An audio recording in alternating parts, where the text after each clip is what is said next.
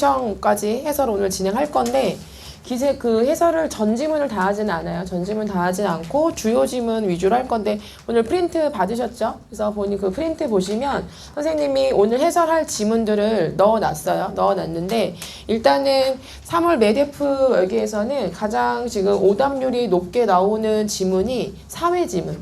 그래서 사회 지문을 할 거고요. 그 다음에 사회 지문하고 문학에서 오답률이 제일 높은 게 갈래복합 지문이거든요. 그래서 그 두 지문을 중심으로 할 건데 갈래복합에서도 수필을 위주로 할 거예요. 그래서 오늘 그렇게 매대프는 진행할 거고 그 다음에 3월 교육청 모의고사도 마찬가지로 사회 지문이 오답률이 제일 높거든요. 증여 나왔던 지문 그게 제일 높은데 그 지문하고 그 다음에 문학은 특정 지문이 막 이렇게 왕창 오답률이 높은 게 아니라 문학은 전체적으로 보기가 붙어 있는 그 문제들이 오답률이 계속 높아요. 그래서 그 부분들을 같이 좀 정리를 할 거야. 이해되셨죠? 그래서 오늘 여기서 이제 매대프 하고 그 다음에 교육청까지 할 거니까 두 가지 이어서 할 거고요.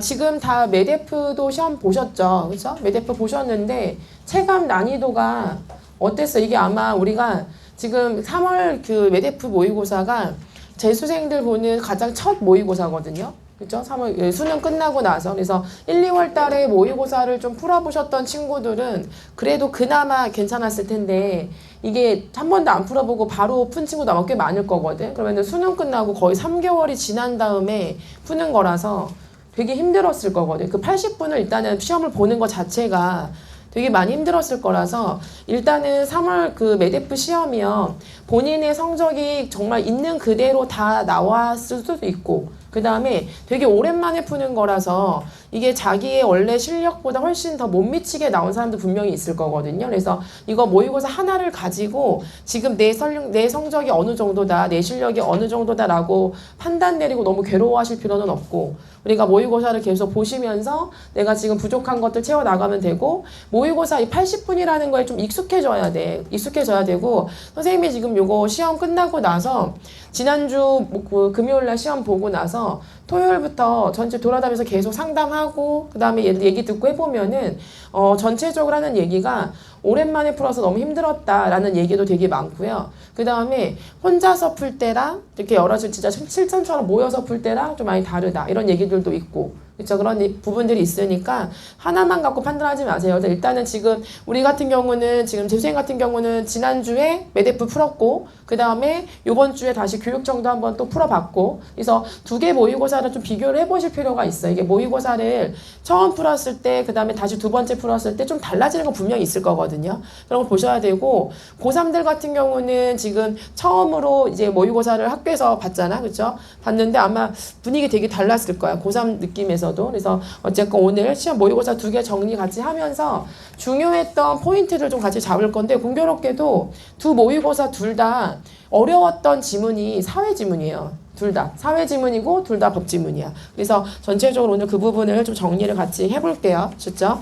자, 우리 그 선생님 드렸던 프린트에서 본인이 푼 시험지 혹시 가지고 오셨으면은 옆에다 놓고 같이 보세요. 같이 보시고 선생님 수업에서 필기는 프린트 드린 거다 하시고 본인 시험지를 같이 보면서 내가 실전에 뭐 했나 봐봐.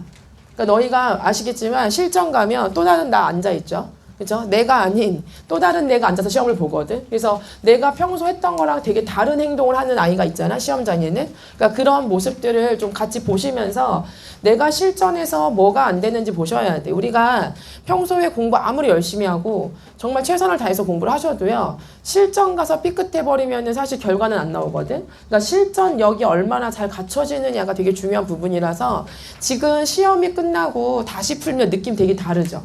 그러니까 실전에서 풀었던 느낌하고 시험 끝나고 틀린 거 다시 풀면 내가 이거 왜 틀렸지 이런 거 되게 많거든. 근데 일단 그거는 착각이야. 왜냐면 일단 첫 번째 내가 실전에서 일단 헷갈렸던 선지 하나가 오답이 된 거잖아. 그쵸? 그래서 그게 지워졌거든. 그럼 답이 선지가 이제는 4개가 남은 상황이 된 거라고. 선지 5개였을 때 푸는 거랑 4개였을 때 푸는 건 또 다르겠지. 그리고 헷갈렸던 거 하나가 이미 오답이라고 내가 채점하면서 알게 돼서 빼진 상황에서 나머지 4개를 보면 답이 그렇게 선명할 수가 없는 거거든. 그렇죠? 그래서 그런 걸 보면서 아, 나는 이거 실수했어라고 착각하는 순간 이제 점수 안 올라요. 알겠죠? 왜냐면 지금 본 게 나아져야 되는 거잖아, 우리한테는. 그쵸? 그래서 그런 부분들을 내가 정말 내가 정확하게 판단한 건지, 아니면 이게 진짜 단순하게 내가, 정말 이걸 실수라고 치부하고 넘어가도 되는 문제인지, 그런 것들까지 보실 필요가 있고요. 실전의 안에서 여럿이서 푸는 상황하고, 혼자서 이렇게 다시 되짚어보는 상황은 분명히 달라요. 다르고, 수능은 너희가 여기서 아무리 모의고사를 많이 보면서 모의고사 볼 때도 긴장하셨어요? 긴장돼요? 근데 작년 수능만큼 긴장되던가요? 작년 수능만큼 긴장됐어? 그치? 그렇진 않지. 그치? 분명히 수능장에는 긴장이 더 심해. 그쵸? 그럼 지금 그럼 수능에 가면은 지금보다 훨씬 더 불안정한 상황으로 시험을 볼 거거든. 그래서 너희가 지금 이 실전에서 나의 흔적들을 보실 수 있어야 돼. 그래서 선생님이 항상 수업 때도 강조하는 거지만 실전 시험지가 깨끗하면 사실 실전에 대한 피드백을 할 수 있는 여지가 별로 없죠. 그렇죠? 왜 실전 시험지에서 너희가 답을 선택할 때 어떤 부분 때문에 답을 선택을 했고 어떤 부분이 좀 헷갈렸던 것이고 이런 흔적이 좀 있으면 아, 내가 실전에서는 이런 것들을 잘 못하는구나를 알 수 있는데 흔적이 아무것도 없어. 답만 탁탁탁 체크되어 있으면 피드백이 잘 안 되죠. 우리 지금 벌써 시험지는 끝난 지 일주일 됐잖아? 그럼 기억나요? 기억 하나도 안 나지. 그치? 그러니까 전체적으로 너희가 항상 시험 볼 때는요. 수능장에 가서는 아무 표시 안 해도 돼요. 아무것도 안 해도 되는데 수능장에 가서 정말 뒷짐지고 문제 풀 수준을 만들면 돼. 그치? 근데 실전 가기 전까지 보는 모든 시험지는 너희가 거기서 부족했던 부분들을 골라내고 수정하고 메꿔야 되는 부분들이기 때문에 시험 보면서 내 흔적이 조금 남아 있어야 피드백이 잘 돼요. 알겠죠? 그래서 지금 보시면서 선생님이 지금 프린트 드린 거 있으니까 필기할 거나 있으면 거기다 하시고요. 너희 시험지는 그대로 옆에 두고 보기만 하세요. 그래서 내가 실전에서 이런 부분들을 체크를 했었는지 이런 부분들을 확인을 했었는지를 지금 한번 비교를 해보시면서 보세요. 이해되겠죠? 자, 지금 선생님이랑 같이 첫 번째 할 지문이 사회 지문이야. 사회 지문인데 자, 일단은 메데프 전체 총평을 한번 해드리면은 메데프 총평 어떻게 쉬웠을까 어려웠을까? 이게 애들 평이 어떠냐면 문제를 뭐부터 풀었느냐에 따라서 쉬웠다라고 하는 친구가 있고요. 어려웠다라고 하는 친구들이 있어. 그러니까 뭐냐면 독서를 먼저 푼 친구들이 요 지문에서 탁 막힘을 느꼈으면 앞에 시작하자마자 막히는 거잖아. 우리 실전의 상황은 어떻게 변하니 그러면? 줄줄이 다 막혀요. 그쵸? 줄줄이 다 막히기 때문에 뒤로 가면은 그러면 또 더 어렵게 느껴지는 거거든. 근데 만약에 또 다른 부분부터 풀었다라고 하면은 또 다른 느낌이 들 수도 있는 거야. 그래서 요번에 메데프 같은 경우는 지금 요 사회 지문이요. 조금 아이들한테 많이 좀 어렵게 느껴졌던 지문이기도 한데 반대로 얘들아 이 지문을 되게 쉽게 푼 친구들도 있어. 근데 어떤 평을 선생님이 많이 들었냐면은 풀 때는 몰랐대. 이 지문을 풀 때는 이 지문이 어렵다는 생각을 안 했는데 문제도 그냥 좀 풀었어. 채점했더니 다 틀려. 이런 느낌이 들었던 지문이기도 하거든요. 그래서 이 지문이 참 매력 있는 지문이에요. 선생님은 개인적으로 요 메데프에서 이 지문 너무 좋았거든요. 나도 너희랑 똑같이 모의고사 날 똑같이 8시 40분에 딱 스타트 해가지고 같이 막 풀었는데 나는 앞에서부터 풀었거든. 독서부터 풀었는데 이 지문 너무 매력적인 거야. 너무 좋았어. 그래서 풀면서 이런 생각했지. 분명히 이거는 애들이 못 풀 수도 있겠다 생각하긴 했는데 어쨌건 요 지문 너무 좋았고요. 그 다음에 요거 뒤에 나오는 지문이 과학 지문이었어요. 그쵸? 과학 지문도 과학 지문이 어려웠어? 쉬웠어? 데이터 유사도 나온 지문? 사실 그렇게 어려운 지문은 아니었어요. 어려운 지문은 아니었고 다만 지문에서 정보를 정리를 얼마나 깔끔하게 했느냐에 따라서 난이도가 쉽게 느껴질 수도 있었고 어렵게 느껴질 수도 있었고 그 데이터 유사도의 마지막 보기 문제 같은 경우는 어려운 문제라고 하기보다는요. 시간이 걸리는 문제야. 10번 문제는. 그래서 그 문제 같은 경우는 문제를 너희가 풀고 못 풀고의 문제가 앞부분에서 얼마나 시간을 단축해서 그 문제를 풀 시간을 확보를 했느냐의 문제거든요. 그렇죠? 그래서 그런 부분들을 다시 한번 점검해 주시면 좋을 것 같고요. 이번 메데프에서 그 인문 지문, 주제 통합 지문은 어렵지 않았어요.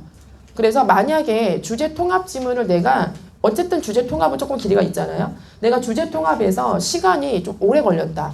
라고 하시면은 그 부분은 좀 꼭 다시 한번 짚어보셔야 돼. 어려운 부분이 아니었기 때문에 시간이 오래 걸렸다라고 하는 건 그건 또 다른 문제가 돼요. 됐죠? 그래서 그 부분 점검하시고요. 문학은 대체적으로 작년 수능에 비해서는 평이했어요. 그렇죠? 작년 수능에 비해서 문학은 평이했어. 다만 갈래복합에서 수필이 너무 예쁘게 나왔죠?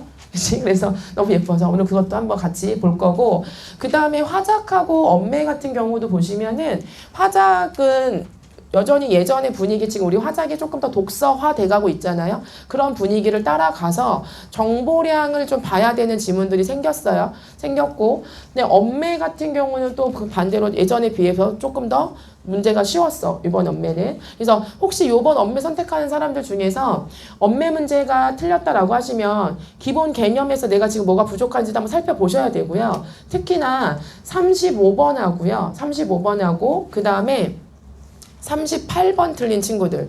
그게 지금 단어 분석을 엄청 많이 해야 되는 선지들이거든요. 이 부분에서 틀렸다라고 하시면은 문제풀이 경험이 적은 거예요. 그래서 엄매는 개념만 정리한다고 점수가 나오지 않고 문제를 정말 많이 풀어서 단어도 많이 접해보고 내가 단어 분석도 많이 해보고 문장 분석도 해봐야 늘거든. 그래서 그런 부분들을 챙겨주실 수 있어야 돼. 이해되겠죠? 그래서 화작 같은 경우는 지금 사실 고민하시지 않으셔도 될 것 같아요. 왜냐면 화작은 내가 화작을 빨리 못 풀어서 고민이야, 화작 선택률 정답률이 안 좋아서 고민이야 라고 하실 필요는 없는 게, 우리가 화작은 뭐가 만들어져야 돼? 기본적인 내 독서 점수가 좀 탄탄해져야 점수가 나올 수 있거든요. 그래서 화작 부분에 대해서 내가 독서가 지금 잘 안 되는데 화작 점수가 왜 안 나오지? 이러고 이거는 그 화작 점수 안 나오고 고민하는 이유가 타당하지가 않아요. 그래서 그 부분은 독서부터 먼저 채우시면서 화작은 유형 정리만 해주시면 충분히 따라갈 수 있는 부분이니까 같이 정리해 주시면 되고, 앞에 부분 보면서 지문 한번 같이 보고 정리 한번 해볼게. 자, 지문 너희 한번 같이 펴주세요. 자, 지문 보시면은 사실 지문도 길이감도 봐보세요. 길이감도 보시면은 사실 그렇게 길지 않아요. 우리 지금 딱 한 페이지에 지문하고 문제가 되게 깔끔하게 딱 떨어지잖아요. 그렇죠? 충분히 너희가 풀 수 있는 부분으로 보셔야 되는데, 자, 첫 번째 단락부터 한번 정리 한번 해봅시다. 문제에서 봤을 때 문제 너희 한눈에 이렇게 딱 시험지가 펼쳐져 있으면 한눈에 요 문제 다 보이잖아요. 문제에 특이사항이 있어요? 없어요? 특이사항 없어. 선생님이 말하는 특이사항은 뭐냐면은 표나 그래프나 그림이나 이런 거, 글이 아닌 거, 그죠? 그런 거 없죠. 그러면 너희 바로 지문 보시면서 그대로 선제 판단 해주시면서 보시면 돼요. 글 보면서.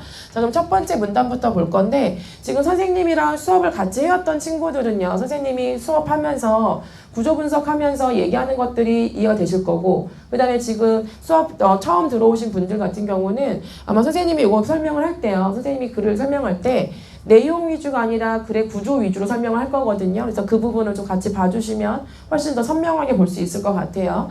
자, 처음부터 보는데 이 지문에서 너희가 정말 잘했어야 되는 거는 뭐냐면은 요 첫 부분 독해가 진짜 잘 되었어야 되거든. 그리고 또 하나는 이 첫 부분의 독해를 한 거 가지고 끝까지 얼마나 집중력 있게 물고 늘어지느냐의 문제였거든요. 여기 앞부분에서 너희 읽었을 때 이 지문 정보량이 많다 느꼈어요? 적다 느꼈어요? 정보량 많지 않았죠. 그렇죠? 우리 사회 지문이 예전 기출들에 비하면 정보량이 진짜 많이 줄었거든요. 근데 그 나온 정보들을 끝까지 가져갈 수 있느냐의 문제가 생겨. 이해되겠죠? 여기 앞에서 한번 봐보세요. 설정된 가설이 옳은지 여부를 통계적인 방법 판정하는 가설 검증에서는 귀무가설과 대립가설을 설정한다. 그럼 봐봐. 가설 검정에서 두 가지가 나왔어. 귀무가설하고 그 다음에 대립가설 두 가지가 나왔죠. 그쵸? 자, 두 가지로 나눴다라고 하면 우리는 뭐 해야 돼요? 이 두 가지에 뭐가 다르지? 각각의 역할들에 대해서 머릿속에 정리를 할 수 있어야 돼. 그럼 첫 번째 보면 귀무가설은 처음부터 기각하고자 설정한 가설이야. 기각하고자 설정한 가설인데, 얘들아, 기각이 무슨 뜻이에요? 기각? 기각은 받아들이지 않는 거. 그쵸? 우리 영장 기각 이런 말 많이 듣죠? 그쵸? 그래서 선생님이 이거 문제 풀면서 사실 조금의 노파심이 생기긴 했어. 기각을 알까? 알아야 되는데 엄청 걱정했거든요. 근데 다행히 선생님 여기서 물어보면 기각을 몰랐다라고 하는 반응은 별로 없어. 근데 문제는 이 기각을 알긴 알았는데 기각을 끝까지 가져가질 않았어. 그냥 기각? 그러고 넘어갔어. 그러면 이 지문 뒤에 갈수록 무슨 말인지 몰라요. 보세요. 자, 기각하고자 설정한 가설이고 그 다음에 대립가설이라고 하는 거는 뭐예요? 가설 검증에서 진위가 검증되어야 할 가설로서 귀무가설을 뭐하는? 반증하는 새로운 사실이나 주장이야. 반증이 뭐죠? 반증? 반증이 뭐야? 귀무가설을 반증한대. 그러면 귀무가설을 반대될 수 있는 것을 증명해야 되는 거지. 그쵸? 자, 그러면 가는 새로운 사실의 주장이다. 여기서 너희가 지금 귀무가설하고 대립가설을 두 가지 나눴고 얘네 각각 뭐를 하는 애들이구나를 구분하는 거는 괜찮았을 것 같거든?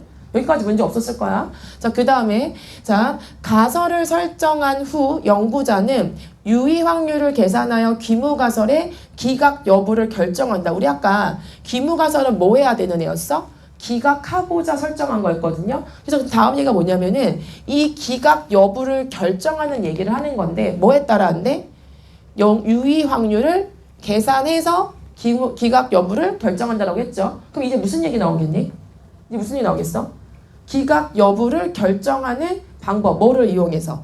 유의 확률을 활용해서. 그쵸? 그럼 봐봐. 유의 확률이란 얼마나 친절하니?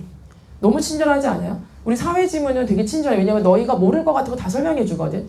유의 확률이란 귀무가설이 참이라는 가정 아래 실제 측정을 통해 얻은 값이 귀무가설과 얼마나 잘 부합하는지를 보여주는 지표이다. 자, 유의 확률에 대한 정의가 나왔어요. 다시 한번 정리할게. 귀무가설이 참이라는 가정 아래예요. 우리 귀무가설은 지금 뭐 해야 되는 애야? 기각해야 되는 애거든요. 근데 유의 확률은 그걸 참이라는 가정, 그러니까 기각하지 않고 참이라는 가정 아래 실제 측정을 통해 얻은 값이 귀무가설과 얼마나 잘 부합하는지를 보여주는 지표다. 정의 나왔고요. 그 다음 보세요. 만약 이 확률이 특정 수치보다 낮다면 얘들아 뭐뭐 하다면 선생님 가장 강조하는 거죠. 뭐예요? 조건이야. 조건. 자, 특정 수치보다 낮다면 귀무가설을 기각하고 대립가설을 받아들인다. 그러면 기각 여부를 결정하는 방법이 나왔네. 그쵸? 뭐예요? 뭐보다 낮다면? 특정 수치보다 낮다면. 그럼 이 부분이 지금 기각을 결정하는 조건에 대한 얘기를 했죠? 여기까지 되셨어요? 그럼 보세요, 얘들아. 귀무가설의 가설의 기각 여부를 결정하는 기준이 되는 특정 수치를 유의 수준이라는데 여기 봐봐. 그럼 지금 단어 정리 다시 한번 해주죠. 우리 아까 앞에서 봐봐. 뭐라고 나왔어? 특정 수치보다 낮으면은 기각이라 그랬지. 근데 그 특정 수치를 지금 뭐라고 말 바꿔줬어? 유의 수준이라고 해 라고 여기서 이렇게 정리 한번 해주죠. 됐어요? 그쵸? 자, 그 다음에 보세요. 이는 유의 확률의 계산 전에 설정된다. 선생님하고 수업 들었던 친구도 여기 표시되어 있어요. 전에 순서야. 순서. 선생님이 독서할 때 가장 강조하는 거 3가지. 독서는 얘들아 기본적으로 대조되는 정보들, 그 다음에 반복되는 의미들, 그리고 순서가 설정되는 거, 이 3가지 정리가 정확하게 정리가 되면은 너희 독서 지문에서 문제 못 풀 거 하나도 없어. 이해되겠죠? 그래서 요거 3가지를 정리하셔야 되는데, 자, 대조는요 잘 보여요. 여기서도 지금 보잖아. 귀무가설하고 대립가설 차이 보면서 읽고 있잖아. 그쵸? 보이는데 이 반복이라는 거를 얼마나 잘 볼 수 있느냐가 되게 중요하다. 여기도 한번 봐봐. 여기서도 이거 적용하셔야 되거든요. 보시면 자, 확률 계산 전에 유의 수준이 결정돼요. 여기 보세요. 유의 수준은 일반적으로 0.05로 측정 결과가 우연히 일어날 수 있는 확률이 이 수치보다 작아야 귀무가설이 기각된다. 여기 요 문장 한번 봐봐.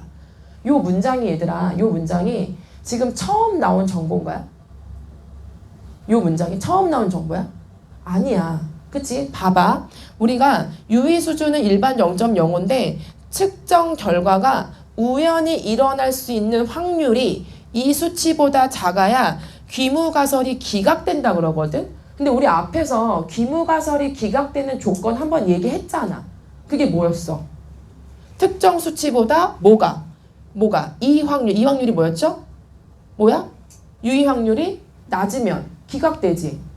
그쵸? 그럼 너희가 이걸 읽으면서 뭘 보셨어야 되냐면 측정 결과가 우연히 일어날 수 있는 확률이 요거. 측정 결과가 우연히 일어날 수 있는 확률. 이게 뭘 의미하는 거야? 이게 유의 확률인 거를 연결시킬 수 있었어야 돼. 보세요. 유의학렬과 뭐였어? 유의학렬이 뭐냐면은 실제 측정을 통해 얻은 값이 얼마나 잘 부합하는 거더라. 귀무가설은요. 기각하려고 설정한 가설이잖아요. 그것과 부합한다라는 건 귀무가설의 내용하고 맞다라는 얘기지. 그쵸?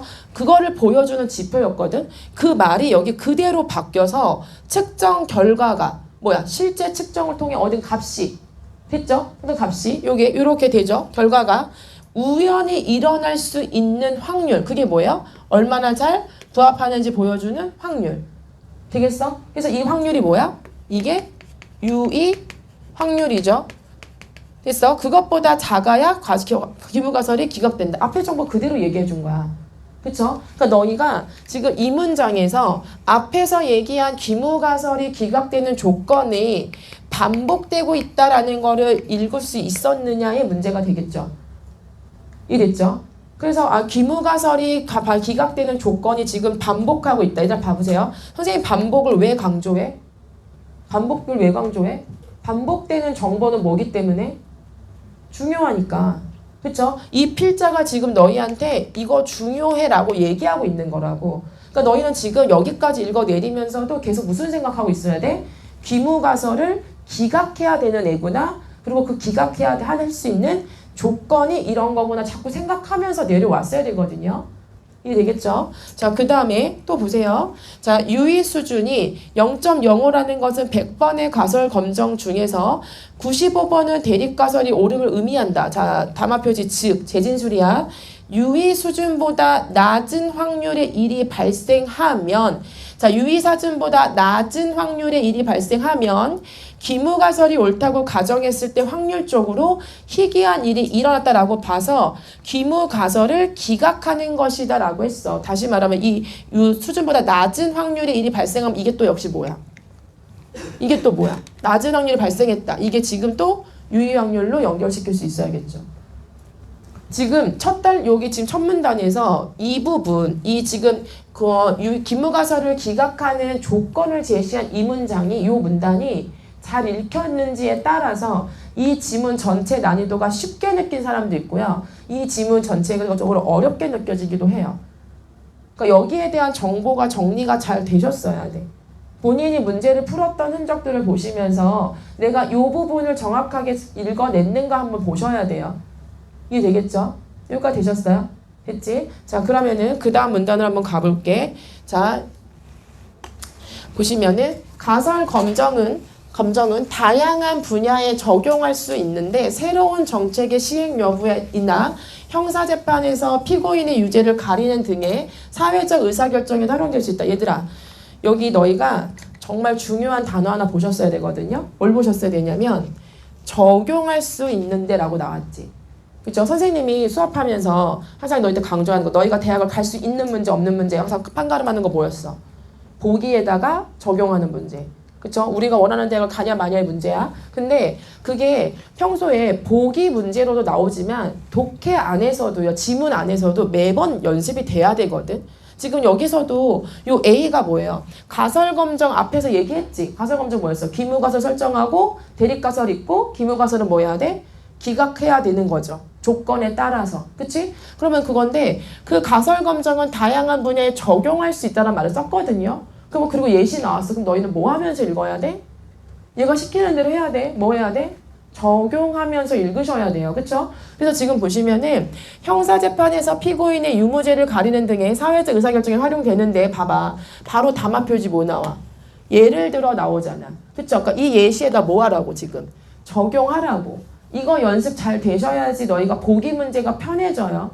알겠죠? 보기 문제 지금 우리 보면은 3월 교육청도 그렇고요. 메데프도 그렇고 보기 문제들이 오답률이 상당히 높거든요. 선생님 예상하는데 7번 문제 정답률이 아마 이번 모의고사 메데프 전체에서 7번 문제가 오답률이 제일 높을 거예요. 근데 이런 문제들이 해결이 되시려면 이거 여기 A를 제대로 읽은 친구들은요. 제대로 적용을 할 수 있었던 친구들은 7번 문제 풀었을 거거든. 한번 같이 보세요. 자, 형사재판에서 귀무가설은 피고인이 무죄이다 이고 그 다음에 대립가설은 피고인이 유죄이다 이다. 그럼 봐봐. 귀무가설이 피고인이 무죄이다. 그러면 피고인이 무죄이다라는 거 우리 지금 뭐 해야 되는 애야? 뭐 해야 되는 애야? 뭐 해야 돼? 귀무가설이니까 뭐 해야 돼? 기각. 그쵸? 그쵸? 그 다음에 대립가설은 피고인이 유죄이다, 이다. 그러니까 이 대립가설은 지금 이 귀무가설에 대한 뭐예요? 뭘 해야 되는 거야? 반증을 해야 되는 거지. 앞에 거 적용하라고. 적용하면서 읽으셔야 돼요. 됐죠? 자, 그러면 다만 형사재판에서는 유의 확률을 계산할 수 없으므로 판결이 확정되기 전까지 피고인은 무죄로 추정된다. 선생님, 다만은 뭐죠, 우리? 다만은 예외 상황이지. 아까 앞부분에서 어땠어? 유의 확률에 따라서 기각하는 거지. 조건으로. 그런데 지금 여기서 유의학 계산할 수가 없으니까 확정되기 전까지 전부 다 뭐다? 피고인은 무죄로 추정된다. 예외사항 잡아줬고요. 그 다음에 검사는 피고인이 무죄라는 주장을 뒤집을 만한 충분한 근거, 이게 뭐예요? 뭐 해야 돼? 반증해야 되는 거잖아. 그쵸? 근거를 제시해야 한다. 그치? 그래서 만약 피고인이 무죄인 증거가 없더라도 유죄인 증거 또한 없다면 법원은 피고인을 무죄로 판단한다. 여기까지 되셨어요? 됐죠? 그러니까 지금 여기에서 형사재판에 대한 얘기를 읽으면서 앞단락에 나왔던 귀무가설하고 대립가설이 여기에 딱딱 적용하면서 아, 얘가 귀무가설이구나, 얘가 대립가설이구나, 얘는 기각해야 되는 거구나, 얘는 반증이구나 라는 거를 적용을 잘 하고 내려왔어야 되는 거죠. 이해됐어? 되셨죠? 그러니까 적용이라는 부분 저 보시고 적용 따라서 했으면 돼. 그럼 우리 여기 지금 문제가 걸려 있거든요, 얘들아. 자, 문제가 있는데 지금 요거 보고요. 지금 문제에서 한번 같이 봐봐.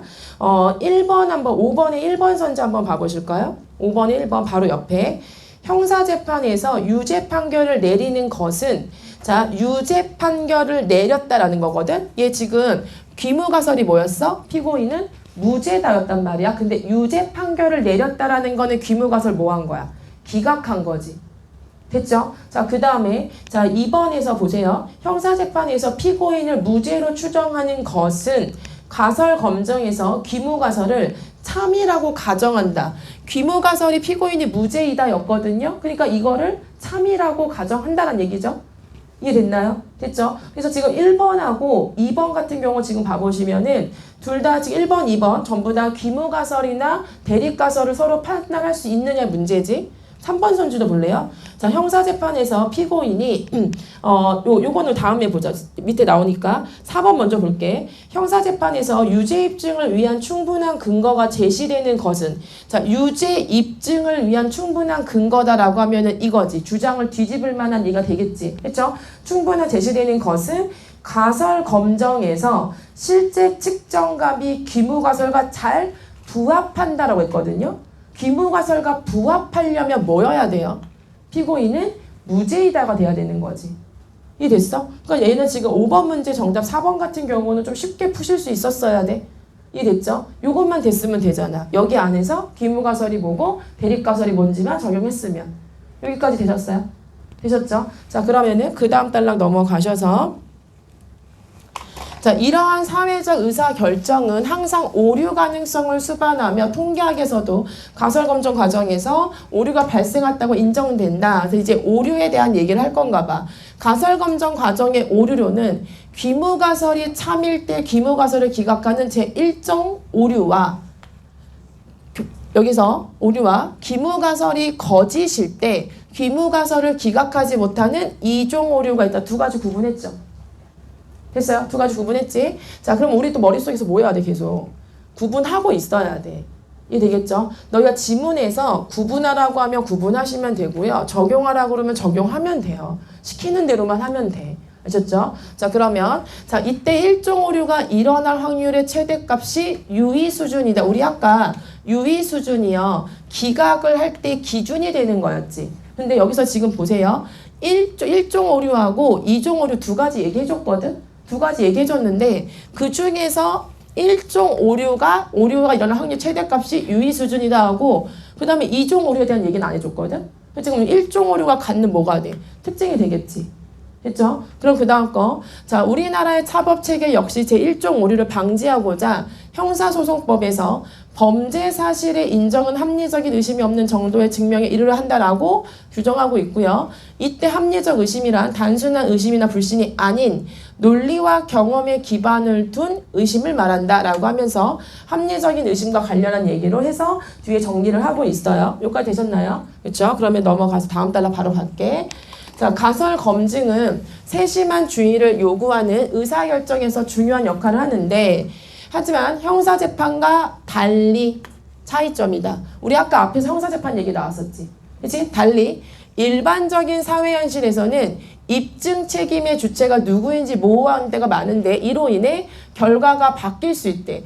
두 가지 구분한 지금 기준, 형사재판 때와 일반적인 사회 현실일 때. 그럼 보세요. 만약 하면서 예를 들었어. 송전탑을 설치하려고 하는 정부와 반대하는 마을 주민들의 갈등 상황에서 입증 책임의 주체가 달라진다면 송전탑의 유해성에 대한 귀무 가설의 내용이 달라지고 결국 의사결정도 달라진다. 이거 생각해보자. 송전탑을 설치하려고 하는 정부랑요. 반대하는 마을 주민이 있거든. 그렇죠? 그러면 얘네들이 송전탑의 유해성에 대한 귀무 가설을 어떻게 설정해야 될지부터 생각하셨어야 돼요. 그렇죠? 왜 우리 지금 가설 검증이 지금 뭐야?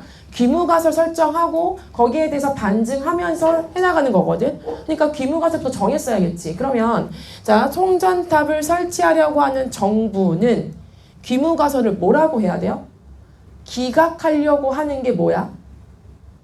얘네는 원하는 게 뭐야? 송전탑을 설치하려고 하는 정부는 송전 설치하고 싶은 거지. 그럼 뭐를 주장해야 돼? 유해하지 않다를 주장해야 되지. 그럼 뭘 기각해야 되니? 유해하다를 기각해야 되는 거죠. 됐어? 그러니까 여기 정리 한번 해보시면은요. 정부의 입장에서는 자, 귀무가설이라고 하는 거는 하다야 하지 않다야? 유해하다야. 그쵸? 이거를 기각해야 되잖아. 그쵸? 이거를 기각해서 없애고 그래서 뭘로 만들어야 돼? 대립가설을 뭘 세울 거야 얘네는? 유해하지 않다를 세우겠죠. 그쵸? 그러면은 지금 여기에서 반대하는 마을 주민은 어떻게 되겠어? 마을 주민은 지금 이거 오는 거 싫은 거잖아. 그쵸? 그러면 이 사람들은 귀무가설을 원하는 게 뭐예요? 원하는 건 안 세워지는 거. 그쵸? 유해하다라고 판결나서 안 세워지는 거. 그러면 이 사람들이 지금 기각해야 되는 것들은 뭐야? 그치? 유해하지 않다죠. 그리고 대립가설로 들어오는 거는 유해하다. 이렇게 되지. 이해됐어요? 이해됐어? 그쵸? 그러면 지금 여기서 보세요. 자, 문제를 풀 때 6번 문제로 한번 가봅시다. 바로 6번 문제 한번 이어서 풀어보시면은 자, 6번 문제 푸시면 정부가 입증 책임의 주체일 때 입증 책임을 누가 가져요? 우리 아까 이거 여기서 너희가 찾았어야 돼. 앞부분에서 A 달라고 한번 봐보시면 여기서 보시면은 검사가 해야 되는 게 뭐니? 이거 검사는 피고인이 무죄라는 주장을 뒤집을 만한 충분한 근거를 제시해야 됐죠. 그러니까 검사가 가지고 있었던 게 뭐야?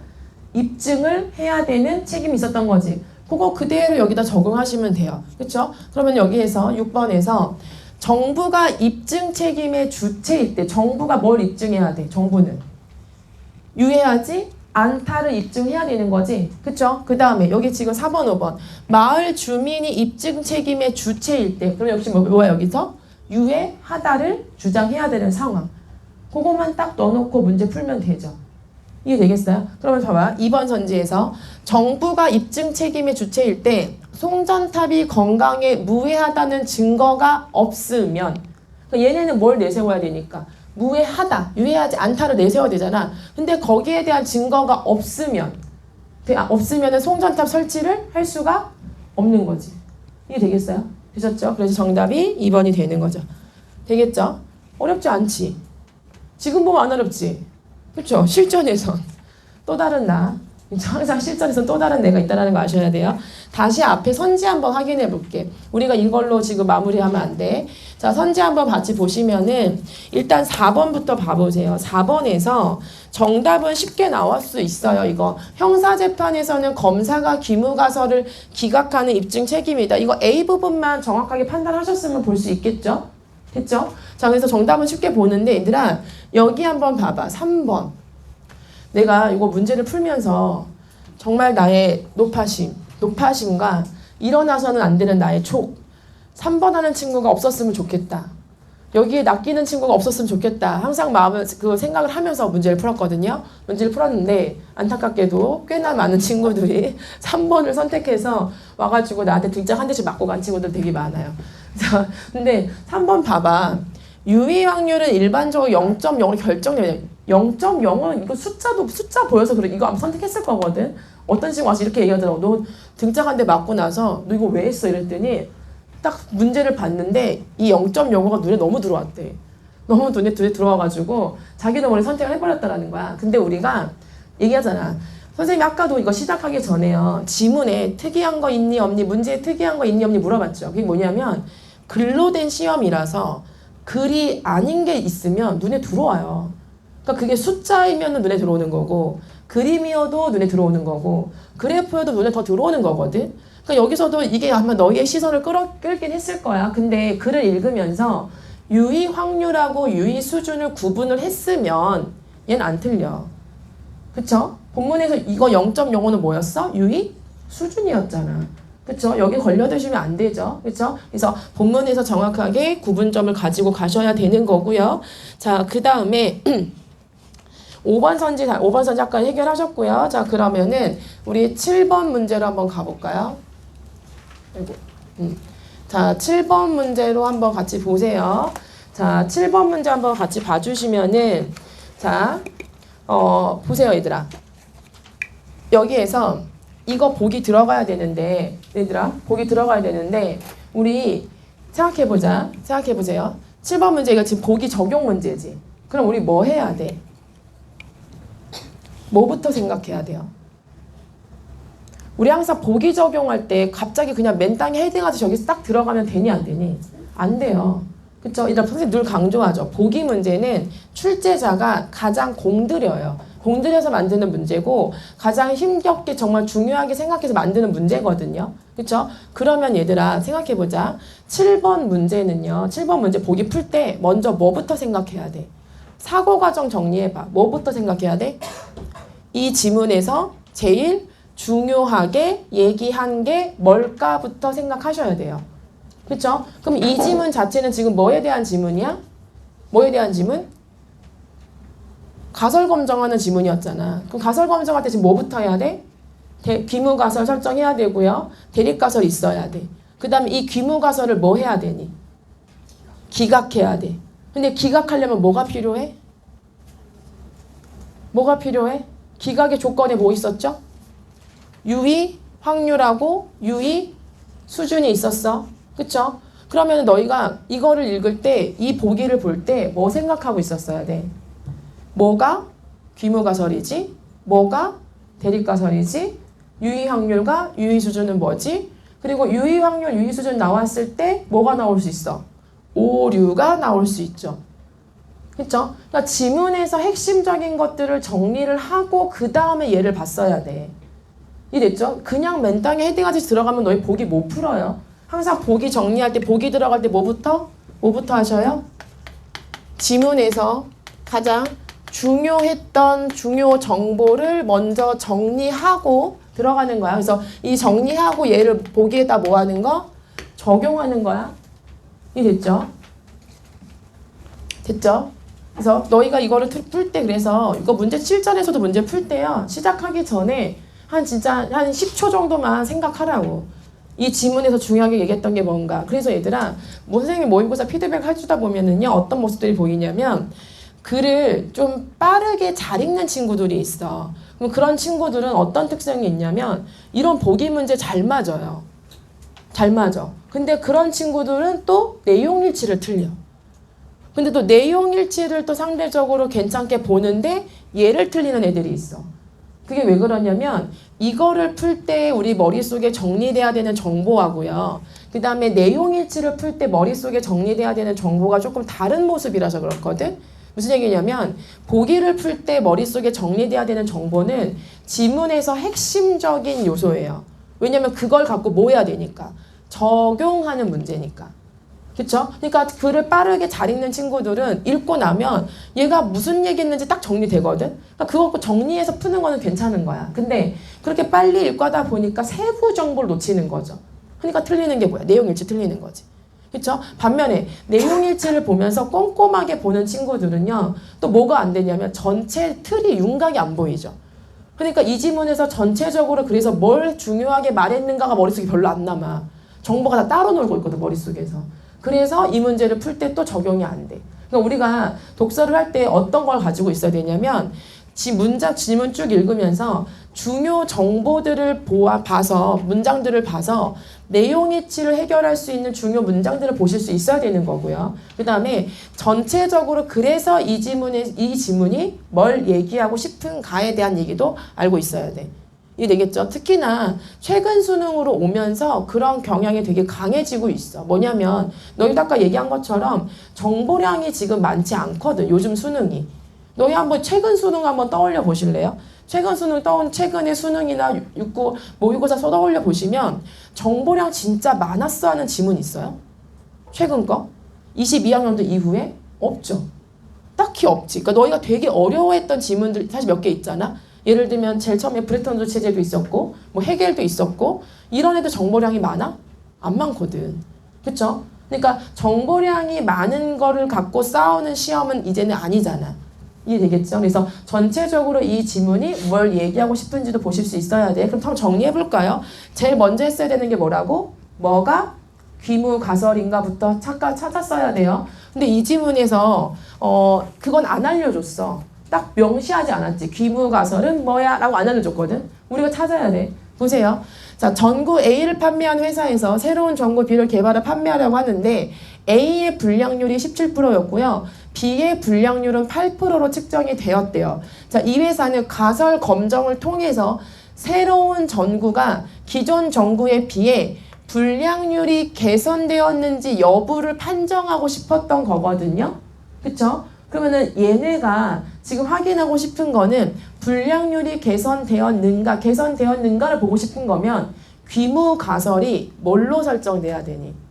불량률이 개선되지. 그치. 귀무가설이 되는 건 불량률이 개선되지 않았다. 그쵸? 왜? 귀무가설이 뭐니까? 기각시켜야 하는 거니까. 이해됐어? 그쵸? 그래서 여기서 너희가 그것부터 딱 정리해서 귀무가설 정리해서 불량률이 개선되지 않았다라는 거를 귀무가설로 정리해놓고 먼저 보셨어야 돼. 됐죠? 됐죠? 그 다음에 이때 이건 친절하지 않았어요? 유의 수준은 0.05. 그쵸? 그 다음에 이거를 읽었어야 돼. 이거. 자, 측정 결과가 우연히 일어날 확률. 이게 뭐예요? 측정 결과가 이거 측정이었지. 측정했죠. 이게 우연히 일어날 확률. 이게 뭘 의미하는 거야? 이게 유의 확률이죠. 우리 아까 앞단락에서 읽은 정보 한번 선생님 같은 정보 연결해놨지. 거기에서 한번 봐봐. 이 말 그대로 있어. 우연히 일어날 확률. 내가 어제 이거와 관련해서 질문을 받은 것들이 꽤 있었거든요. 있었는데 뭘 받았냐면 너무 기존의 수능의 예전 기출들에 익숙해진 친구들은요. 자꾸 이거 보면서 뭘 생각하냐면 불량률 17%, B의 불량률 8%, 뭔가 유의 확률을 자기가 계산해야 될 것만 같다는 생각을 하는 애들이 있어. 우리 이제 수능에서 작년에 약간 좀 기조 변화가 생겼잖아요. 생기면서 우리한테 그런 뭔가 엄청난 계산 같은 거 이제 별로 시키지 않을 거라고. 그쵸? 그래서 의미적인 연결을 잡아주시는 게 훨씬 더 중요하죠. 이해되셨어요? 그래서 여기에서 유의 확률 보실 수 있으면 됐었고. 그쵸? 그러면은 지금 내려와서 문제를 보기 전에 봐봐. 유의 수준은 0.05고요. 유의 확률이 0.03이야. 그쵸? 지금 유의 확률이 어때요? 더 낮아요. 그쵸? 우리 아까 조건 뭐였죠? 기각시키는 조건이? 유의 수준보다 유의 확률이 뭐 하면? 낮으면. 그쵸? 기각되는 조건이 있었어. 1번 선지 보자. 그러면 실제로는 전구의 불량률이 개선되었음에도 개선되지 않은 것으로 착각하는 오류. 봐봐라 얘들아. 너희가 약간 눈치를 좀 챘으면 좋겠어. 선생님이 항상 얘기하지. 국어 지문 풀 때 눈치 챙겨라. 눈치 있어야 돼. 알겠죠? 보세요. 지금 아까 우리 이 지문에서 중요하다라고 얘기했던 거 뭐니? 중요하다 얘기했던 거. 기무가설 설정하고 대립가설 보고 그거 기각하고 이런 거였거든. 근데 이렇게 했는데 그 안에서 뭐가 생겨? 오류가 생길 가능성. 1종 오류, 2종 오류. 지문에서 얘기한 게 이거거든. 그쵸? 이거야. 근데 지금 보기에서 딱 얘기해 준 건 어디까지 얘기했어? 보기에서 지금 기무가설 우리가 찾았고요. 그 다음에 대립가설이라고 그 다음에 유의 수준, 유의 확률 얘기했지. 뭐 없어? 오류가 없잖아. 보기에. 그럼 그 오류는 어디로 넘긴 거? 선지로 넘긴 거. 그럼 너희가 오류 선지가 나왔을 때 잘 보셨어야 되죠. 얘가 확인하고자 했던 정보 중에 하나잖아. 이해되겠어? 알겠죠? 선생님 수업 계속 들은 친구들이라면 내가 지금 무슨 눈치를 보라고 얘기하는지 아마 아실 거예요. 자, 보시면. 자, 실제로 정보 분량 개선되었음에도 원래는 개선됐어. 그쵸? 지금 얘 기무가설이 뭐야? 분량률이 개선되지 않았다. 근데 얘는 지금 개선되었음에도 개선되지 않은 것으로 착각하는 것이면은요. 지금 오류 중에 종류 중에 뭐예요? 얘는 2종 오류죠. 그쵸? 2종 오류죠. 아까 앞에서 오류 종류 두 가지 보셨죠? 그쵸? 종류 보세요. 1종 오류는 뭐야? 기무가설이 참일 때 기각하는 거고 2종 오류는 기무가설이 거짓일 때 기각하지 못하는 거. 지금 개선되었다라는 거는 뭐야? 기무가설이 거짓인 상황이니까 얘는 2종 오류가 되겠지. 그쵸? 또 하나 봐라. 오류가 일어날 봐봐. 이 말. 확률의 최대값 0.05겠군. 이것도 어디 썼어? 1종 오류 설명이었잖아. 그치? 정답이 문제가 얘들아 틀릴 만한 문제야? 아니야. 그쵸? 보세요. 선생님이 예전에 그 얘기도 많이 했어. 두 가지를 대립해서 대조적으로 설명을 하면은요. 선지에서 오답 만드는 방법은 되게 명확해요. 어떻게 만들어? 뒤크로스야. 그러니까 1종 오류 설명을 A라고 하고 예를 들어 2종 오류 설명을 B라고 했어. 선지에서는 크로스로 내면 된다고. 그렇게 많이 내거든? 근데 우리는 글을 읽을 때 그냥 너희가 글을 빨리 읽는 상황이잖아. 항상 그거 염두에 두세요. 우리가 항상 글을 읽는 게 평소 읽는 너희랑 실전에 가서 읽는 너희가 다르잖아요. 그쵸? 그럼 평소에는 읽거든요. 실전 가면 점프해. 단어 단위로 막 펑펑펑 뛰어다니거든. 그러니까 뭐가 안 돼? 관계 파악이 안 돼. 그러니까 내 눈에 남은 건 단어와 단어만 남아있는 상황이잖아. 선지를 봤더니 아까 내가 본 단어, 막 이렇게 있는 거야. 그쵸? 그래서 틀리는 친구들 되게 많아요. 또 하나 얘들아, 선생님 누누이 당부하는 게 하나 있어요. 1번. 뭔지 알지? 그치? 우리 왜 자꾸 1번에 관대해지죠? 1번에서 너희가 항상 가장 많이, 내가 진짜 안타까워. 1번이 잘 모르겠어. 그러면 이거를 조금 더 판단을 하셔야 되는데 1번 애매한데? 일단은 너무 얘한테 일단 관대함을 품어주죠. 너는 아닐 수 있어.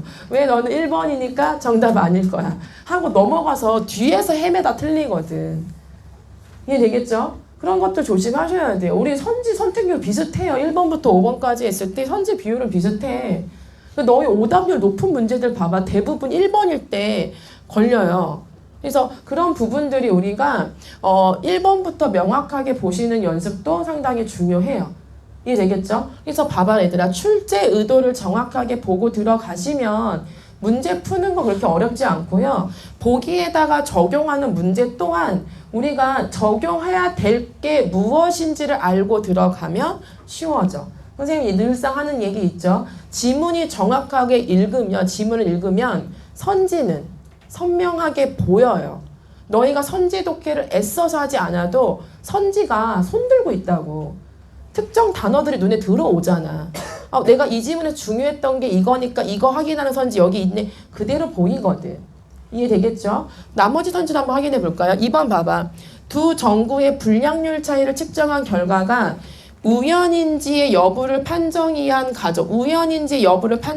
과정에서 유의 확률을 계산할 필요가 있었겠군. 이 우연인지 여부를 판단하는 게 이 개념이 뭐야?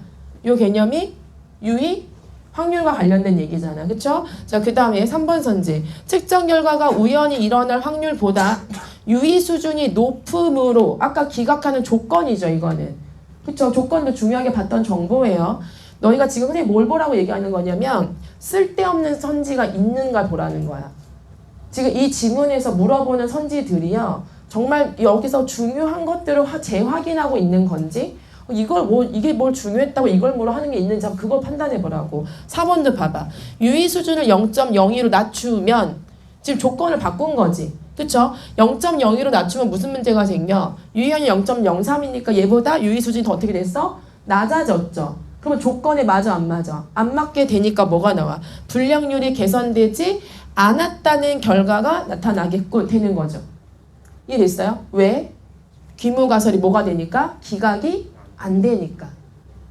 이해됐죠? 그 다음에 5번. 귀무가설이 두 정구의 불량률 차이가 우연에 일어났으면 지지한다면, 우연에 의해서 일어났다고 지지한다면 대립가설은 불량률 차이가 우연이 아니라는 점을 지지하겠고, 이거는 대립가설하고 귀무가설의 차이가 갖고 얘기하고 있는 거죠. 됐어요? 그럼 지금 묻는 선지의 포인트를 보라고. 2번은 유의 확률 물어봤고요. 3번 같은 경우는 뭐 물어봤어? 3번은 유의 기각하는 조건이죠. 얘도 기각하는 조건이에요. 그렇죠? 그 다음에 얘는 대립가설하고 귀무가설의 차이 물어본 거지. 그럼 지문에서 지금 우리한테 중요하게 설명한 걸 벗어난 선지가 있느냐는 거야. 없잖아. 이해됐어요? 그러니까 지문에서 중요한 게 뭔지를 보는 연습하는 게 훨씬 중요하다고. 백날 문제 풀고요. 문제에 대해서 정오답의 근거 잡는 것보다 지문을 제대로 읽는 연습을 하시는 게 훨씬 효율적인 공부야. 이해되겠죠? 왜? 그 문제는 다시 이것 또 나와요, 우리 이번엔 이거 나오면 큰일 날걸? 지금 정부에서 다시 나 이거 말해도 되나? 정부에서 이거 안 한다고 했잖아. 이거 사설 모의고사 검증 엄청 열심히 하겠다고 했잖아. 그러면 이거 더 이상 절대 안 나올 거거든? 그럼 너 이거 해설만 계속 보고 있으면 뭐해? 너희랑 나랑 지금 귀무가설에 대한 공부해, 우리가 지금? 귀무가설에 대한 공부 아니야, 우리. 지금 귀무가설 자체에 대한 공부가 아니죠. 우리 지금 뭐 하고 있어? 국어 지문을 어떻게 읽어야 되는가, 어떤 정보들이 중요한가를 보는 거죠. 이해되겠어? 그래서 너희가 피드백이라는 걸 하실 때는요. 선생님 수업 때는 누누이 내가 하도 강조해서 알 거야. 피드백과 해설은 다른 거예요. 내가 너희들한테 피드백 해와라 라고 하면 해설 써오는 친구인데 해설은 너희가 안 써도 써주는 사람 많아요. 그쵸? 우리가 해야 되는 피드백은 뭐야? 이 지문 공부했어, 이제. 그쵸? 그러면은 이 다음 독서를 할 때 뭐를 적용할 것인가에 대한 생각을 해야 된다고. 이해되겠죠? 그러면 봐봐. 다시 앞에서부터 한번 정리해. 첫 문단부터 보시면 이 지문 요 단락을 통해서 너희가 가져가야 되는 게 뭐예요? 귀무가설 가져가고 대립가설 가져가야 돼? 아니잖아. 그쵸? 여기서 가져가야 되는 거는 뭐야? 두 가지 나오면은 그거 두 가지 뭐 해야 돼? 구분하면서 읽어야 되는구나. 그쵸? 그 다음에 또 지금 뭔가 여기에 대한 조건 설정해놨으면 조건 파악하셨어야 되는 거죠? 그리고 여기 지금 읽을 때 강조했던 건 뭐예요? 같은 정보가 반복되는 것들을 읽어낼 수 있어야 돼. 그래서 여기에서 얘가 말하고 있는 귀무가설의 기각 조건을 몇 번이고 얘기했다고. 그쵸? 그리고 유의 확률이라는 단어를 계속 바꿔서 말을 하고 있었잖아. 이렇게 달라지는 정보들을 얼마나 잘 연결시켰느냐의 문제죠. 그쵸? 그 다음에 또 뭐 해야 돼? 여기 가서 뭐 했어? 적용이었다고. 그러면 너희가 앞에서 나온 이론적인 내용을 가지고 예시가 나왔을 때 적용하는 연습을 내가 계속 해야 되는 구나를 가져가셔야 되는 거지. 이해되겠어요? 그 다음에 일로 넘어가면 또 뭐야? 1종 오류와 2종 오류를 뭐 하는 거? 구분하는 거. 얘도 적용이죠. 이해됐어? 그러니까 우리가 공부해야 될 포인트가 뭔지는 알고 계셔야 돼. 그러니까 너희가 가장 국어 공부하면서 제일 잘 못하는 것 중에 하나가 뭐예요? 국어 공부랑 제재 공부를 혼돈하는 거야. 제재 공부를 한다고 해서 선생님, 국어 선생님들하고 경제 공부하고 국어 선생님하고 물리 공부하고 국어 선생님하고 화학 공부하고 이게 말이 돼요? 안 되잖아. 그쵸? 그러니까 국어 선생님하고 뭐 해야 돼? 국어 공부를 하는 거거든. 다시 말하면 글을 어떻게 읽어야 되는지를 공부하셔야 되는 거죠. 이해됐죠? 피드백이 남길 것도 그런 부분들이야. 이해됐어요? 그쵸? 우리 오늘 아침부터 모의고사 봐서 다들 얼굴들이 쾌한데? 자, 그 다음에 자 넘어가셔서 문학으로 한번 쭉 가볼게요. 문학으로. 자, 문학으로 한번 같이 봐주시면은 이 26번, 27번 그쵸? 수필문학. 선생님이 거기 프린트해 드렸죠. 그래서 수필을 볼 때 갈래복합인데 그 중에 수필을 볼 거거든요. 자, 근데 우리 얘들아 봐봐. 선생님이 문제 풀 때 너희한테 항상 강조하는 것 중에 하나가 전략을 잘 세워라라는 얘기도 되게 많이 하잖아. 그쵸? 수능 볼 때 필요한 거 4가지 뭐였죠? 수능 볼 때 필요한 거 4가지는? 자, 우리 열심히 하면은 대학 가, 못 가? 가. 가긴 가. 그치? 열심히 해도 가. 근데 원하는 대학을 못 갈 수 있는 것 뿐이야. 그쵸? 자, 열심히 하는 것만으로 안 되고 뭘 해야 돼? 잘해야 된다고. 잘해야 너희가 원하는 대학을 가죠. 대학이 더 많아요? 대학이 더 많아서 열심히 하면 어디든 갈 수 있어. 근데 잘해야 되겠죠? 자, 그 다음에 우리한테 필요한 거 실력이 필요해. 그래, 잘하는 실력. 두 번째는 멘탈 관리 잘해야 돼. 딱 이번에도 메데프나 3월 볼트 풀었을 때 앞에서 기강 막혔다. 귀무가설 막혔네. 거기서부터 멘탈 와장창 무너지면 뒤에 아무리 쉬운 거 갖다 붙여줘도 못 풀어요. 그쵸? 그래서 멘탈을 끊어내는 것도 연습해야 돼. 내가 하다가 좀가 무너졌어. 그럼 어떻게 해야 돼? 재정립하고 가야 되는 거거든요. 이거 끝까지 재정립을 못하면 이거 사실 국어에서 끝나지 않아. 그쵸? 우리 수능 국어 몇 교시야? 1교시야. 그러면 국어 망했어. 너희 여기 지금 대부분 이과인가요 또? 그쵸? 그럼 사실 2교시에 지금 뭐 있니? 수학이 있다고. 수학에서 온전히 세워줘야 될 거 아니야. 근데 1교시부터 후덜덜 하고 들어가면은 2교시 풀 때 시너지 안 나죠. 그쵸? 그러니까 멘탈은 내가 무너졌을 때 끊어서 세워줄 필요도 있거든요. 그 연습도 하셔야 돼. 이해됐죠? 그 다음에 또 뭐 필요해? 또 뭐가 필요할까? 왜 대답 못하죠? 먼저? 응? 스피드, 그거 실력이 들어가는 거지. 국어 실력에는 그 속도감도 필요한 거고 독해력도 필요한 거야. 그래서 우리가 실력이 필요하고 멘탈이 필요하고 체력이 일단 좋아야 돼. 체력. 그쵸? 80분 동안 푸는 거 쉽지 않아요. 너희 그 메데프나 교육청 모의고사 풀고요. 다음날 컨디션 어땠어? 괜찮았어요? 괜찮으면 안 되는데. 골골거려야 돼. 모의고사 때 그만큼 쏟아내셔야 돼. 그만큼 집중해서 힘을 들여서 풀어야 된다고. 근데 되게 에너지 많이 쓰는 거거든. 그래서 체력도 상당히 좋아야 돼. 이게 처음에 풀다가 내가 너희 항상 시험지 보면은요. 피드백 하다 보면 후반부에 푼 문항들이 정답률이 떨어져요. 이유는 일단은 체력도 안 돼. 체력이라는 거에 얘들아 뭐가 들어가냐면 집중력이 들어가. 집중력이 떨어지면 뒤에가 안 되죠. 그쵸? 그리고 내가 요번에 재밌는 걸 봤어. 재밌는 거. 선생님이 애들 시험 보는 거 구경했거든요. 시험 보는 거 보고 있었는데 얘기했었죠. 시험 끝나기 한 15분 전 9시 45분 재밌는 광경이 시작이 돼요. 두더지 쇼가 시작이 돼. 뭐냐면 여기 앞에다 시계 놓고 보잖아. 앞에다가 다 이러고 문제 풀다가 한 9시 45분, 한 50분 되잖아요. 그럼 진짜 여기저기서 머리가 팍팍 들려. 계속 들려. 10분 내내. 나한테 뿅망치만 주워주면 진짜 해서 딱 때리면 되거든요. 고개 들지 마 하면 되는데 왜 끝까지 집중력을 못하는 거야? 그거 진짜 너무 최악의 습관이야. 알겠죠? 그러니까 앞으로 모의고사 볼 때요. 시계 보는 타이밍. 이게 사실 너희도 무의식으로 볼 거야. 시계를 보는 게 막판에는. 왜냐하면 글을 읽어도 눈에 안 들어와. 머릿속에 시간이 없다라는 건 알아. 그러니까 한 줄 읽고 시계 보고 한 줄 읽고 시계 보고 한 선지 읽고 시계 보고 계속 이러고 있는 거거든. 습관이에요. 아셨죠? 무의식적으로 나타나는 거 다 습관들 고쳐야 되는 게 수험생이 할 일이야. 이해되겠죠? 그래서 꼭 고쳐서 마지막에 진짜 끝까지 내가 이 시험지 보고 있어야 돼. 생각해봐. 내가 자꾸 시계를 본다라는 건 내 머릿속에 뇌구조 안에 지금 뭐 있어? 시간이 있는 거거든. 그치? 그러면 이 글에 집중할 수 있어? 없죠. 그래서 눈에 강조하는. 그래서 너희가 맨날 한 지문 한 지문 10분 재고 풀어봐. 수능장 갔어. 그 한 지문이 10분 안에 풀 수 있었어. 근데 그 10분이 9시 45분부터의 10분이면 그 10분은 그 10분이 아니잖아. 그쵸? 그러니까 너희가 평소에 연습하실 때도 80분 단위로 연습을 하셔서 이 전체 끝마무리 갔을 때 10분도 온전한 10분을 만들어내는 연습이 필요하다는 거야. 이해되겠죠? 그래서 실전 연습이 필요한 거고 시간을 재는 연습도 지문 단위가 아니라 전체 단위가 필요한 거야. 이해됐죠? 자, 그래서 그 부분이고 마지막으로 필요한 거 뭐예요? 전략이에요. 그래서 수능은 실력만 갖고 보는 게 아니라 실력하고 전략하고 멘탈하고 체력이 다 갖춰져야 점수가 잘 나와.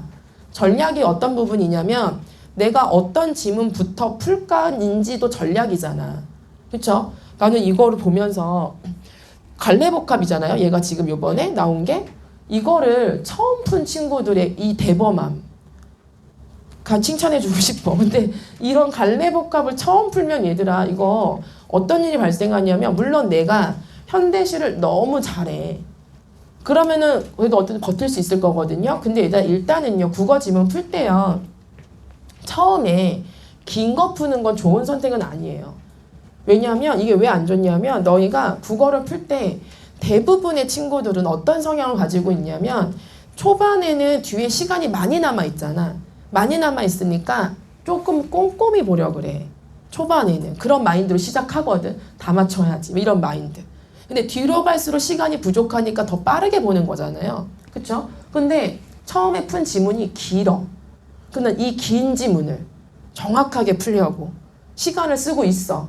그러면 평소보다 더 늘어질 수 있다는 거야, 처음에. 그래서 초반에 안 그래도 어떤 지문을 넣었을 때도 조금 늘어지는 경향들이 되게 많거든? 근데 그런 상황에다가 긴 지문까지 집어넣으면 시간의 딜레이가 더 많이 돼요. 그래서 초반에는 조금 더 짧고 빨리 집중력을 끌어낼 수 있는 그런 지문을 선택하는 게 훨씬 유리해요. 그래서 이번 지문을 첫 지문을 선택한 친구들은 조금 앞부분에서 버벅거렸을 거야. 그래서 그런 부분도 있고요. 그 다음에 여기 지금 수필에 나와 있는 이 당국잠이라는 작품은요. 나는 이거 너희랑 똑같이 문제 풀면서 이 수필 보면서 감탄했거든. 드디어 메데프가 정말 좋은 수필을 어디선가 구해왔구나. 참 잘냈구나라는 생각했거든요. 왜냐면 수필을 사실 컨텐츠 모의고사에서 수필 만나다 보면은요. 뭐 이런 걸 내? 뭐 이런 생각도 해요. 사실 하는데 요번 수필 너무 잘냈어. 정말 평가원스럽다라는 말 이번 수필에 붙일 수 있거든요. 그래서 너희가 이번 수필은 꼭 잘 보셨어야 되는데 이 수필도 약간 앞에 기각 지문하고 똑같은 패턴이 보여요. 뭐가 보이냐면 읽었을 때 읽으면서 내가 뭐가 문제인지 잘 몰랐는데 채점하니까 다 틀렸네? 막 이렇게 되는 거야. 그래서 26번, 27번이 문학 파트에서 오답률이 꽤 높을 거예요, 얘네가. 근데, 자, 얘도요. 자, 선생님, 우리 문학 수업할 때 너희한테 항상 강조하는 게 있어요. 문학 수업할 때 그냥 너희의 그런 어떤 그 자신감, 충만한 근거 없는 자신감 가지고 맨땅에 헤딩하듯이 그냥 바로 혼자 지문 탁 들어가서 어떻게 수습하지 못하는 그런 상황 만들지 마시고 보기를 주면은요. 보기 통해서 힌트 가지고 들어가시는 게 훨씬 더 안정적이에요. 이해됐죠? 자, 우리 얘기하자. 보기는 누가 써? 보기는 이 작가가 써요? 아니잖아. 출제자가 써요. 그쵸? 그럼 출제자가 보기를 쓸 때는 그만한 이유가 있는 거거든. 작품을 골라놓고 보기를 쓰는 거잖아. 그러면 이 작품에서 관련된 뭔가의 정보를 너에게 주는 거라고. 그러니까 그거 무시하고 가시면 나만 손해야. 알겠죠? 그럼 여기 지금 걸려있는 보기 27번의 보기 보이시죠? 그쵸? 자, 27번의 보기를 봤더니 자, 보시면은요. 27번 보기부터 한번 볼게요. 자, 보기를 보시면 나와 다에는 대상만의 고유한 속성을 발견하거나 새로운 관점에서 대상을 바라보면서 얻게 된 깨달음이 드러난다. 여기까지 보기는 사실 우리 입장에서는요. 나 알고 있어야 돼.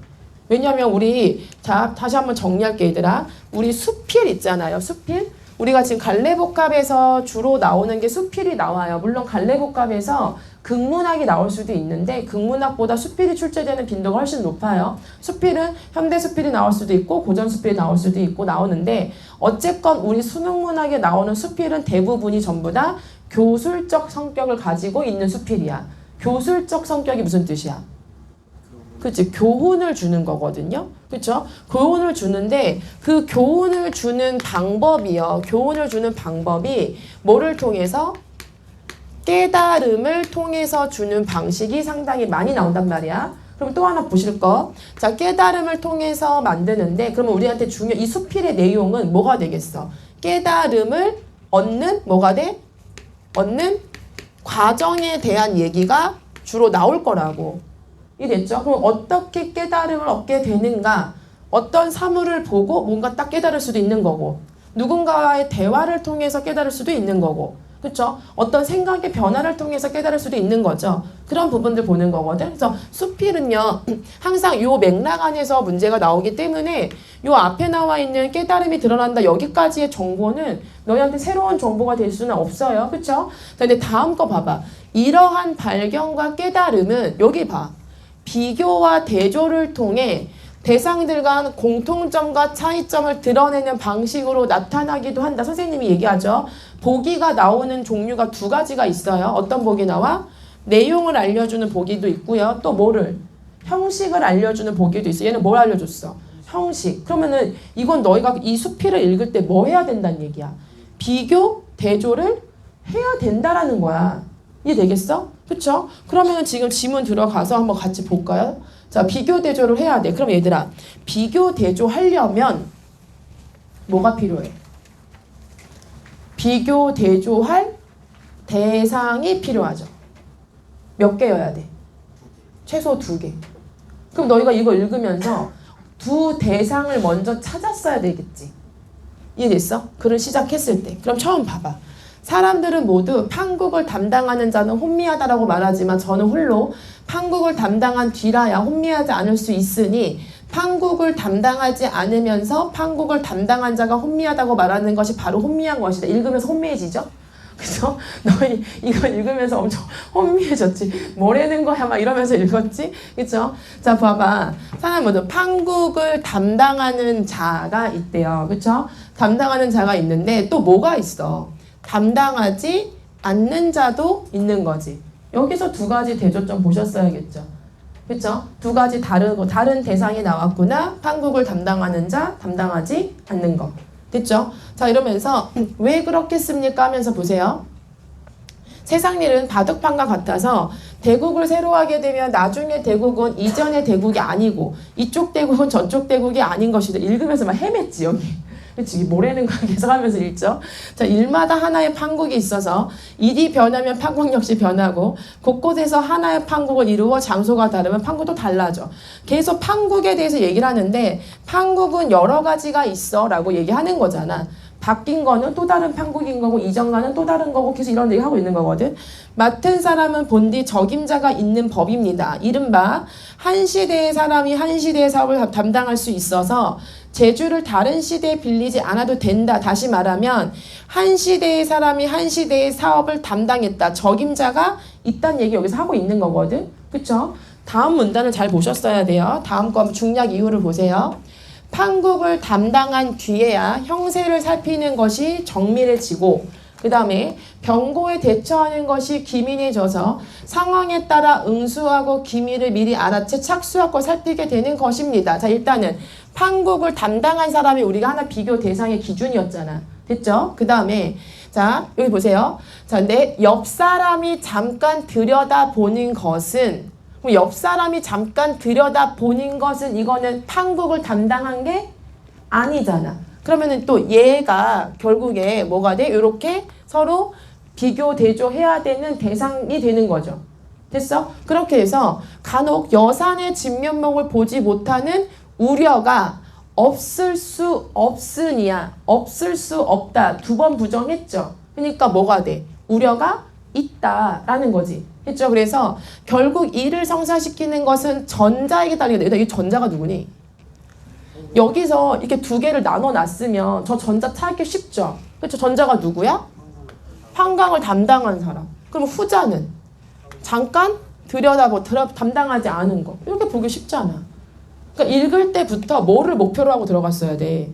비교 대조를 해야 되는구나를 목표로 잡고 들어가야 된다고. 이해됐어? 되셨죠? 자, 그러면 봐봐. 여기에서 문제 우리 26번만 먼저 빨리 풀고 갈까요? 26번. 진짜 너희 틀린 거 볼 때면 정말 안타까워 죽겠구만. 자, 보세요. 4번 봐봐. 그러니까 정말 선생님이 문제 풀면서 이거 풀면서 틀리겠다 싶었어. 너희가 틀리겠다 싶었어. 일단 첫 번째 이유. 작년에 후반부 모의고사부터 우리 시험에서 나오는 나는 개인적으로 참 치사하다 생각해요. 이 모양은 뭐냐면 볼드 처리를 안 해주는 거. 너무 치사하죠. 우리 입장에서. 안 그래도 시간 없어 죽겠는데 볼드 처리 해주면 바로 가서 풀 수 있는데 찾게 만들잖아. 그쵸? 이선지가 지금 볼드 처리가 안 돼 있어요. 그러니까 본문에 볼드 처리된 부분이 얘가 아니야. 그쵸? 맞죠? 그래서 너희가 이거 작년 후반부에서 나오는 모양이거든요. 그래서 볼드 처리가 안 돼 있는 문장들이 나오기 때문에 그 맥락을 찾아가실 수 있어야 돼. 거기서 좀 시간이 걸릴 수 있어요. 자, 보시면 자, 여기 4번 선지 봐봐. 여산의 진면목을 보지 못하는 우려가 없을 수 없다라고 한 이 구절이요. 이 구절이 자, 이 구절이 봐봐. 지금 보시면 뭐가 나오냐면 아까 앞부분 여기 다시 한번 봐보시면은 여기지. 여산의 진면목을 보지 못하는 우려가 없을 수 없으니 이거의 주어가 뭐예요? 옆 사람이 잠깐 들여다보는 것은이 주어잖아요. 그쵸? 근데 지금 문제에서 뭐 나왔어요? 문제에서 뭐라 그러니? 뭐라 그래? 이를 맡은 사람이가 주어가 됐죠. 그치? 그럼 얘 연결 안 되지? 이랬어? 선생님이 이 문제가 이번 수필이 좋았다라고 얘기한 이유가 뭐냐면은 이 지문 자체도 상당히 좋은 지문이었는데 문제를 잘 냈어. 이유는 우리 수필 문제가 나왔을 때 출제되는 포인트는 두 가지예요. 뭐냐면 본문에 대한 내용 일치가 나올 거고요. 또 하나는 뭐가 나오냐면 주제에 대한 문제가 나올 거거든요. 둘 중에 하나로 문제 두 가지가 두 문제 나오면 이렇게 나오는데 자 주제를 묻는다라는 거는 아까 뭐였어? 교훈, 깨달음의 내용을 들어가면 되거든요. 그쵸? 깨달음의 내용이 들어가면 되는 거고 내용 일치가 간혹 가다가 문제가 조금 별로다라고 하는 것들이 나오면 어떤 스타일로 나오냐면 정말 구석구석에 대해서 정말 쪼잔한 정보들 갖고 문제를 내요.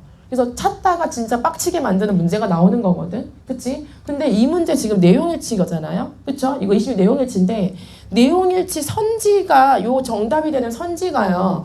지금 우리가 앞에서 반드시 구분했어야 되는 비교 대조했어야 되는 대상을 가지고 선지를 만들었거든.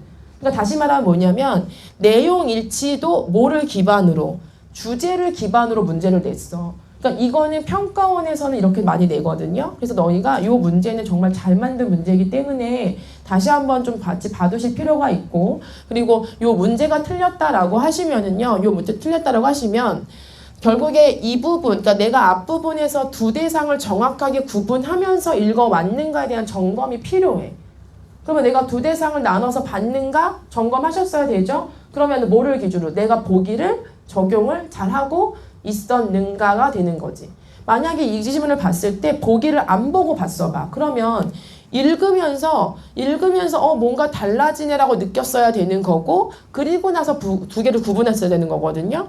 근데 이거를 어차피 이 지문에선 두 개가 다른 게 나오겠네 알고 푸는 거랑은 다르다는 거잖아. 이해됐죠? 그러니까 실전에서 그렇게 보기를 정확하게 가져가실 수 있어야 돼. 이해되겠죠? 그다음 다시 본문 앞으로 좀 가셔서 자, 요 마지막 부분을 다시 한번 볼게. 자, 이제 판국을 담당하지 않은 사람이 문득 판국을 담당한 사람의 혼미함을 논한다면 이는 옥을 조탁하게 하면서 그 기술자를 가르치려고 하고 글씨를 쓰게 하면서 그 팔꿈치를 잡아다닌 것 같은 이치 같은 것은 아니 같은 것이니 어찌 옳겠습니까? 자, 그다음 봐봐. 이제 봐.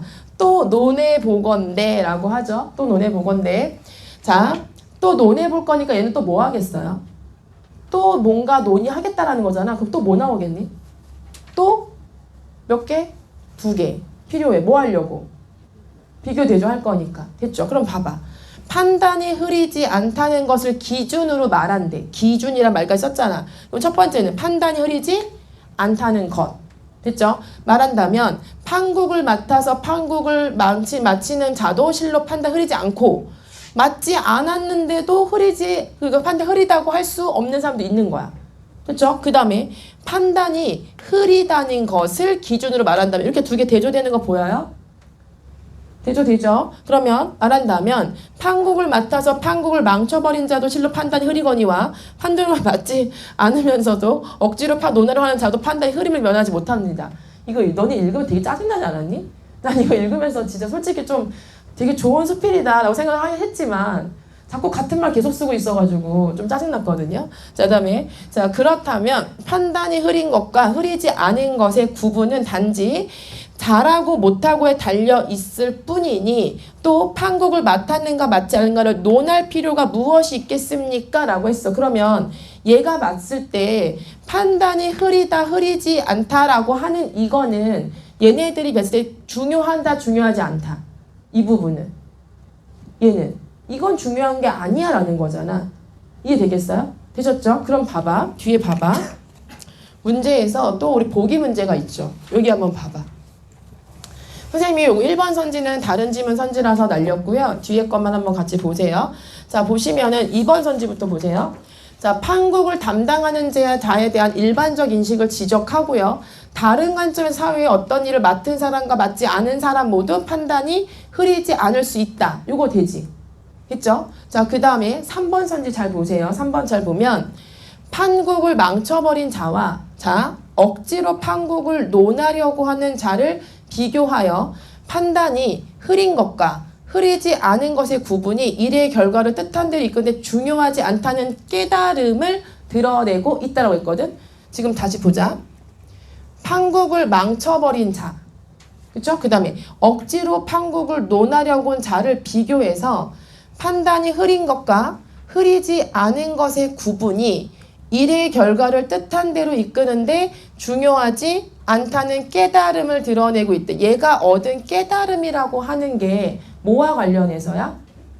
뭐와 관련해서야? 판국을 논하는 자, 그렇죠? 근데 판국에 관여하지 않으면서 그 옆에 있던 사람들, 그치? 요거 두 개 구분했던 거잖아. 그리고 밑에 정보는 뭐였어?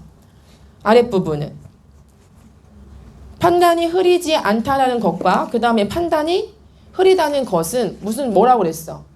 얘는 흐린 것과 흐리지 않은 것의 구분은 단지 잘하고 못하고 달려있을 뿐이니까 논할 필요가 뭐가 있겠어? 라고 했던 부분인 거거든요. 그쵸? 그럼 여기에서 다시 보시면은 판국을 망쳐버린 자 이거 어디 있어? 판국을 망쳐버린 자. 본문에서 얘는 볼드 처리 되어 있어요. 그쵸? 이거는 좀 우리한테 그래도 유리하게 볼드 처리 나와 있어. 마지막에 있죠? 그 다음에 또 하나 억지로 판국을 논하려고 하는 자도 그 바로 밑에 있지. 그치? 그러면 판국을 망쳐버린 자도 실로 판단이 흐리고요. 그쵸? 그 다음에 판국을 막지도 않았으면서 억지로 논하는 자도 판단이 어때? 흐려. 그쵸? 둘 다 지금 뭐야? 판단이 흐린 사람들이라고. 그치? 그것을 비교하여 판단이 흐린 것과 흐리지 않은 것의 구분이 일의 결과 뜻하는 대로 이끄는데 중요하지 않다는 깨달음. 이거 두 개는 다 지금 같은 거잖아. 얘네 둘 다 어떤 애들? 판단이 어떤 애? 흐린 거. 그쵸? 그렇기 때문에 지금 여기 안에서도 역시 뭘로? 주제에서 얘가 깨닫는 부분을 가지고 선지 판단을 만들죠. 이해되겠어요? 그래서 우리가 보기에서 지금 문제 나온 것도 마찬가지지만 수필은 두 가지만 이해하시면 돼. 뭐랑 뭐? 뭐랑 뭐? 주제랑 내용 일치 문제 나올 거야. 근데 우리가 볼 수능이 평가원 수능 같은 경우는 이 내용 일치도 뭐를 기반으로? 주제를 기반으로 하고 있으니까 수필에서 뭘 파악하셔야 돼? 주제 파악하셔야 돼. 그래서 수필을 소설처럼 읽으시면 안 돼요. 그러니까 소설처럼 막 수필에서 막 인물 찾고 막 이렇게 인물 여러 명 나왔을 때 이런 거 하는 게 아니고 얘가 깨달아가는 과정을 보셔야 되는 거고 무엇을 통해서 깨닫고 있는가, 무엇을 깨달았는가를 중심으로 보셔야 되는 거야. 이해되셨죠? 그래서 수필은 조금 빠르게 읽는 연습도 하실 수 있어야 돼. 왜냐하면 이 지문이 상당히 늘어질 수 있는 지문들이야. 지문이 많잖아. 길잖아. 이해되겠죠? 그래서 그런 부분들을 조심해 주시면 돼요. 그래서 지금 메데프 안에서 보실 때 선생님 오늘 정리해드린 사회 지문하고 그 다음에 요 수필 지문 있죠? 요 두 지문에 대해서는 다시 한번 꼭 정리하시고 사실 선생님이 너희한테 하나 더 정리하라고 말하고 싶은 지문이 있는데 그거는 뭐냐면 과학 지문. 과학 지문도 선생님이 굳이 그 해설 강의에는 포함을 시키지 않았어요. 왜냐면 이거는 내가 해설을 굳이 따로 해줄 필요가 있을 만큼 어려운 지문은 아니었거든요. 근데 얘가 실전에서 봤을 때 너희가 정보 정리를 잘할 수 있었어야 되는 건 되게 중요해요. 이해되겠죠? 그래서 그 과학지문 보시면서 정보를 정리하는 연습을 좀 하셔야 돼요. 그래서 그 과학지문이 분류체계로 나와 있거든요. 분류체계로 나와 있어서 분류되는 기준들, 수치로 나오는 거, 문자로 나오는 거, 수치 안에서도 거리로 되는 거, 각도로 되는 거. 그렇죠? 얘네들을 구분하셔서 문제를 푸셨으면 쉽게 풀 수 있는 문제. 마지막 10번도 결국에는 얘는 사실 좌표표만 한 번만 그려봤으면 되거든요. 시간이 걸리는 문제였지 어려운 문제는 아니었어. 그래도 한번 과학지문까지는 한번 복습을 좀 해주셔야 돼요. 이해되시겠죠? 그죠? 우리 잠깐 쉬었다가 뒤에 교육시험 거 진행할게요.